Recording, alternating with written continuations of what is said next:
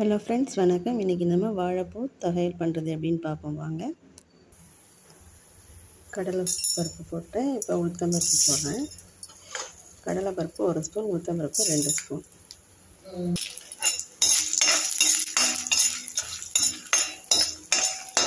ஒரு 7-8 மிளகா போட்டிருக்கேன். உங்கள் காரத்துக்கு தகுந்த மாதிரி போட்டுக்கோங்க.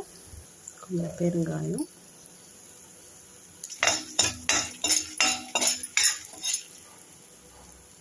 ஒரு நெல்லிக்காய் சைஸ் புளி, உப்பு வச்சுருக்கேன். அதோட இந்த வறுத்ததையும் சேர்த்து பொடி பண்ணிக்கணும். வாழைப்பூவையும் வதக்கிக்கணும்.